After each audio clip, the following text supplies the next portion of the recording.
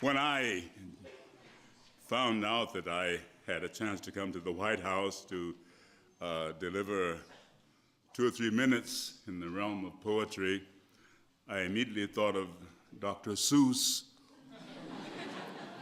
or William Shakespeare, and then I remembered that how Jesse Jackson had so well acquitted himself with Dr. Seuss's Green Eggs and Ham. You remember that? Thank you. So I decided that best I stick with Shakespeare. And I'm going to read General Othello's testimony before the Senate of Venice to defend himself against the charge of witchcraft, in particular of bewitching Desdemona, the daughter of Senator Brabantio. Most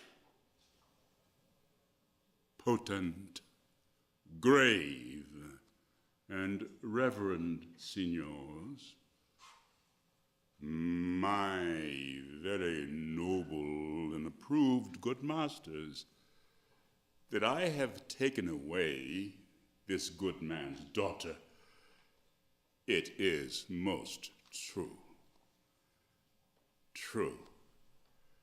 I've married her. The very head and front of my offending at this extent no more. Rude am I in my speech, and little blessed with the soft phrase of peace, for since these arms of mine had 7 years' pith, till now some 9 moons wasted, they have used their dearest action in the tented field. And little of this great world can I speak more than pertains to feats of broil and battle, and therefore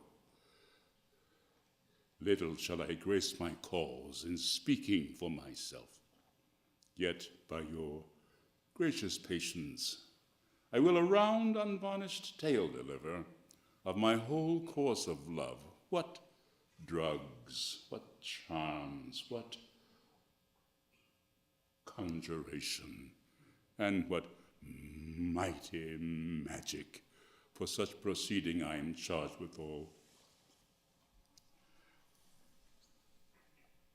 Her father loved me, oft invited me, still questioned me, the story of my life from year to year, the battles, sieges, fortunes I've passed. I ran it through, even from my boyish days to the very moment he bade me tell it, wherein I spoke of most disastrous chances, of moving accidents by flood and field, of hairbreadth escapes in the imminent deadly breach, of being taken by the insolent foe and sold to slavery, of my redemption thence, importance of my travels history, wherein of entrees vast and deserts idle, rough quarries, rocks, and hills whose heads touch heaven. It was my hint to speak, and such was the process. And of the cannibals that each other eat, the anthropophagi, men whose heads do grow beneath their shoulders.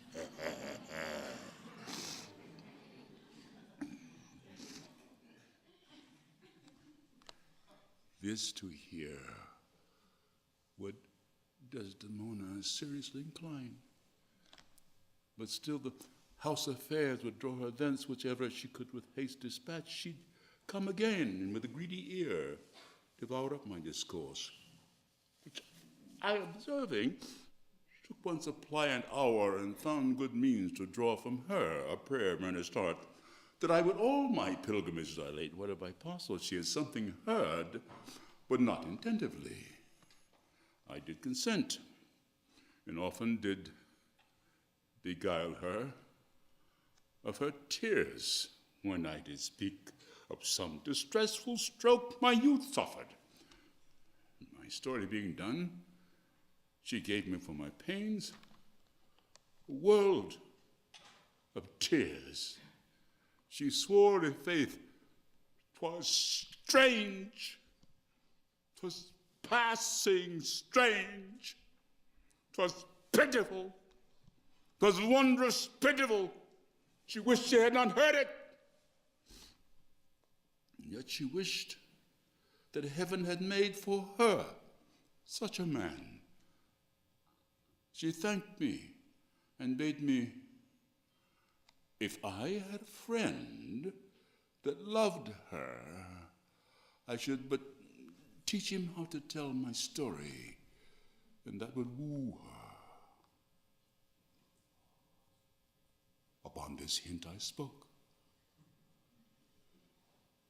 She loved me for the dangers I have passed, and I loved her that she did pity them. This only is the witchcraft